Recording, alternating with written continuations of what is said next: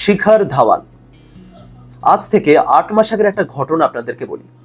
২৬শে ডিসেম্বর ২০২৩ শিখর ধাওয়ান তার ইনস্টাগ্রাম অ্যাকাউন্টে একটা ভিডিও আপলোড করেছিলেন, যে ভিডিওতে তার সঙ্গে তার ছেলের একটা ভিডিও চ্যাটের স্ক্রিনশট ছিল, যার ব্যাকগ্রাউন্ডে ছিল একটা আবেগঘন গান এবং যার ক্যাপশনে তিনি লিখেছিলেন, প্রায় ১ বছর হয়ে গেছে তোমার সঙ্গে আমার দেখা হয়নি, প্রায় ৩ মাস হয়ে গেছে আমাকে সোশ্যাল মিডিয়ার সমস্ত জায়গা থেকে ব্লক করে দেওয়া হয়েছে, সুতরাং আমার কাছে তোমার কোনো নতুন ছবি নেই, তাই একটা পুরনো ছবি দিয়েই তোমাকে জন্মদিনের শুভেচ্ছা জানালাম।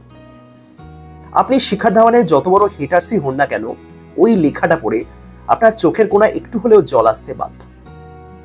সেই শিখর ধাওয়ান আজ ক্রিকেট থেকে অবসর নিলেন। আন্তর্জাতিক এবং ডোমেস্টিক উভয় ক্রিকেটকে তিনি বিদায় জানালেন। এই মুহূর্তে ভিডিও বানানোর মতন বা ক্রিকেট সম্পর্কে সমস্ত খবরাখবর রাখার মতন পরিস্থিতিতে অ্যাকচুয়ালি আমি নেই, চারদিকে যা অবস্থা। কিন্তু ধাওয়ান সম্পর্কে যদি এই মুহূর্তে দাঁড়িয়ে কয়েকটা কথা না বলি, তাহলে অনেক কিছুই অসম্পূর্ণ থেকে যাবে। এই যে আমি শুরুতে যে কথাটা বললাম, শিখর ধাওয়ান তার ছেলের সঙ্গে একটা ভিডিও চ্যাটের স্ক্রিনশট নিয়ে এরকম উইশ করেছেন। কেন করেছেন হয়তো অনেকে জানেন, কিন্তু যারা জানেন না তাদের উদ্দেশ্যে বলি। শিখর ধাওয়ান এবং তার স্ত্রীর মধ্যে বিবাহ বিচ্ছেদ হয়েছিল এবং বিবাহ বিচ্ছেদের পর তাদের সন্তানের কাস্টাডি কিন্তু ছিল তার স্ত্রীর কাছে, এবং সেই কারণে একটা লম্বা সময় ধরে শিখর ধাওয়ান তার ছেলেকে দেখতে পাননি, যাকে তিনি প্রচন্ড ভালোবাসেন। আপনি শিখর ধাওয়ানের ইনস্টাগ্রাম পোস্টগুলো যদি ভালো করে খেয়াল করেন, তাহলে আপনি বুঝতে পারবেন যে কতটা ভালোবাসেন তিনি তার সন্তানকে, এবং সেই সন্তানকে যদি তিনি দিনের পর দিন না দেখতে পান, তাহলে কি আর হবে। আমি কোথাও না কোথাও গিয়ে মনে করি, দেখুন আমি একেবারে শিওর ভাবে বলছি না, কিন্তু তবুও আমার কোথাও না কোথাও গিয়ে মনে হয় যে শিখর ধাওয়ানের এই যে হঠাৎ করে তার কেরিয়ারটা থমকে গেল, শিখর ধাওয়ানের তো এখন অনেক কিছু দেওয়ার বাকি ছিল ভারতীয় ক্রিকেটে, তাই তো? আইপিএলে বেশ ভালোই খেলছিলেন, কিন্তু জাতীয় দলে সুযোগ পাচ্ছিলেন না। অনেকেই চেয়েছিলেন যে বিশ্বকাপে তাকে নেওয়া হোক। যাই হোক, এই যে হঠাৎ করে তার কেরিয়ারটা থমকে গেল, তার পিছনে কিন্তু কোথাও না কোথাও গিয়ে তার ওই সন্তানের থেকে বিচ্ছেদ, সন্তানের থেকে এত দূরে সরে আসা, এটাকেই হয়তো দায়ী করা যেতে পারে। আপনি যদি এই শিখর ধাওয়ানের ভিডিওগুলো খেয়াল করেন, বর্তমান সময় একটা ওয়ার্ড খুব প্রচলিত, ক্রিঞ্জ। সেই ক্রিঞ্জ শব্দটা কিন্তু সবচেয়ে বেশি শিখর ধাওয়ানের সঙ্গেই যায়। ইভেন যুজবেন্দ্র চাহালকেও তিনি ছাপিয়ে যাবেন। কিন্তু এই ক্রিঞ্জ জিনিস যেগুলো তিনি করেন, যে রিলস গুলো বানান, যে টিকটক করে নাচেন, তার পিছনে কিন্তু রয়েছে সেই ব্যথা, সন্তানের থেকে দূরে থাকার ব্যথা। এবার অনেকে বলবেন শিখর ধাওয়ান তো একজন ক্রিকেটার, আমি শিখর ধাওয়ানকে এই মুহূর্তে দাঁড়িয়ে একজন ক্রিকেটারের ভিত্তিতে বিচার না করে তাকে এরকম এই জিনিসগুলো দিয়ে কেন বলছি। শিখর ধাওয়ান কত ভালো ক্রিকেটার, কত বড় ক্রিকেটার, সেটা আমরা সবাই জানি, কিন্তু একজন মানুষ হিসেবে, একজন পিতা হিসেবে তিনি যে কতটা অসাধারণ, সেটা আলাদা করে কিছু বলার নেই। বিগত কয়েক বছরে ভারতীয় ক্রিকেটারদের মধ্যে অনেকেরই আমরা দেখেছি প্রচুর হেটার্স রয়েছে, ম্যাক্সিমাম ক্রিকেটারদেরই হেটার্স রয়েছে বিভিন্ন কারণে। কিন্তু এই শিখর ধাওয়ান হলেন এমন একজন ক্রিকেটার যাকে হেট করার আগেও মানুষ প্রশ্ন করবে যে একে কি কারণে হেট করব, কি কারণে একে হেট করব আমি। Shikhar Dhawan happy retirement.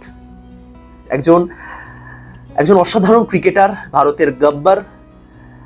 এই যে শিখর ধাওয়ান আজকে অবসর নিলেন, জাস্ট একটা ইনস্টাগ্রামে একটা পোস্ট করে তিনি তার ক্রিকেট ক্যারিয়ারের ইতি টানলেন, যেটা আমরা বিগত কয়েক বছরে অনেকের ক্ষেত্রে দেখেছি, মহেন্দ্র সিং ধোনি।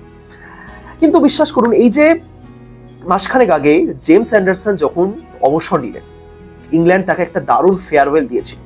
সেই ভিডিওটা দেখতে দেখতে আমার মাথায় এটাই ঘুরছিল যে ভারতীয় ক্রিকেটাররা কি এরকম ফেয়ারওয়েল পাবেন, ডিজার্ভ করেন, সেটা তো আমরা সবাই জানি। কোহলি, রোহিত বা ধাওয়ান এরা ডিজার্ভ করে, কিন্তু তাদের কি সেই সৌভাগ্যটা হবে?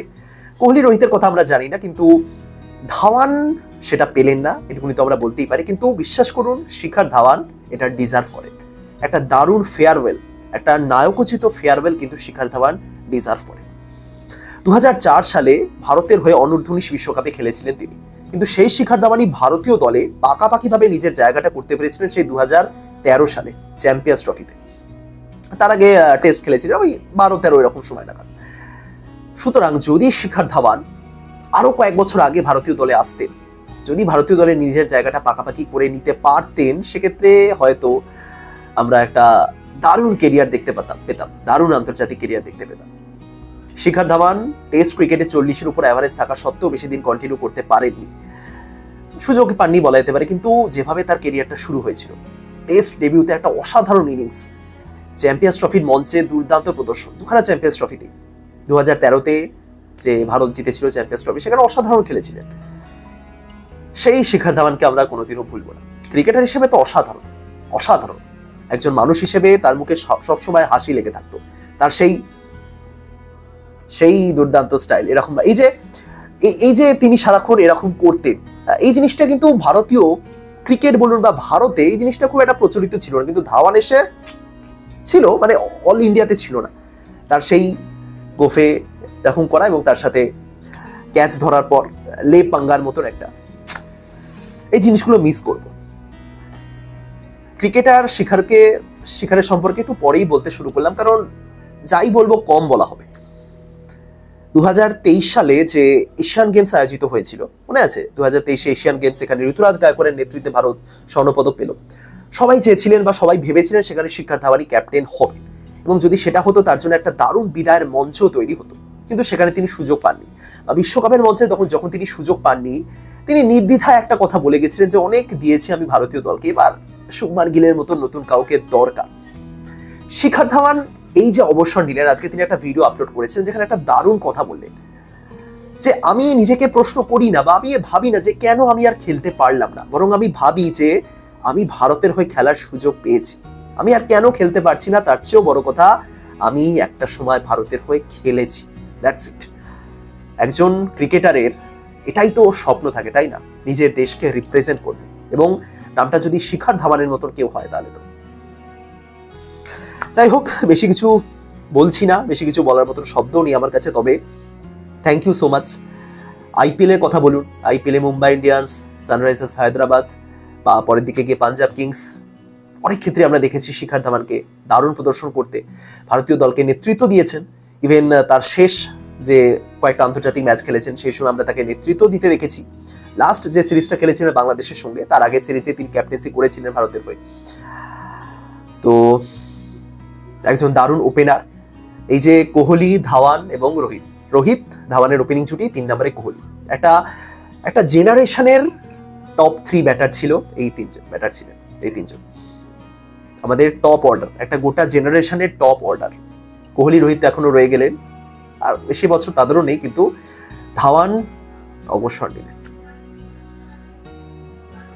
যাই হোক, অবসর জীবন সুখী হোক, এটুকুনি চাই আমি। এই ধরনের অবসর নেবার প্রসঙ্গে বা এই ধরনের কখনো উইশ করার ক্ষেত্রে যারা ক্রিকেটকে বিদায় জানিয়েছেন তাদের ক্ষেত্রে একটা শব্দ বলি, একটা লাইন খুব ব্যবহার করি, যে অবসর জীবন সুখী হোক, স্ত্রী এবং সন্তানদের নিয়ে সুখী থাকুন। এরকমই আমি একটা লাইন ব্যবহার করি, কিন্তু ধাওয়ানের ক্ষেত্রে আমি সেটা ব্যবহার করতে পারছি না, এবং সেটাই সবচেয়ে কষ্টের। একজন আমি মানে অতিরিক্ত রকম ধাওয়ান ফ্যান বয় ওরকম টাইপের কিছু নয়, কিন্তু একজন ক্রিকেট ভক্ত হিসেবে আপনি ধাওয়ানকে যদি দেখেন, ধাওয়ানকে যদি বোঝেন, তাহলে ধাওয়ানের সম্পর্কে তো সেটা বলতে পারবো না, বাট অবসর জীবন সুখী হোক। ইভেন আজকের ভিডিওতে তিনি বলেওছেন যে সবার আগে আমার পরিবারকে ধন্যবাদ দিতে চাই, যারা আমার পাশে থেকেছে সারা জীবন। Happy retirement Shikhar Dhawan. আশা করব ভবিষ্যতে যেভাবেই দেখতে পাই আপনাকে, কোচ হিসেবে হোক, মেন্টর হিসেবে হোক, বা যদি নাও দেখতে পাই, ভালো থাকুন। কারণ আপনার মতন একজন ব্যক্তিত্ব, আপনার মতন একজন মানুষকে আমরা ফিল করি, আমরা বুঝতে পারি যে আপনি ঠিক কি জিনিস ফেস করেছেন। না, আমাদের হয়তো সন্তান নেই, আমরা হয়তো সেই সিচুয়েশনটা বুঝতে পারছি না, কিন্তু তাও আমরা ফিল করতে পারছি আপনাকে। Thank you so much Shikhar Dhawan, thank you, ধন্যবাদ এত কিছু দেওয়ার জন্য আমাদের। Happy return.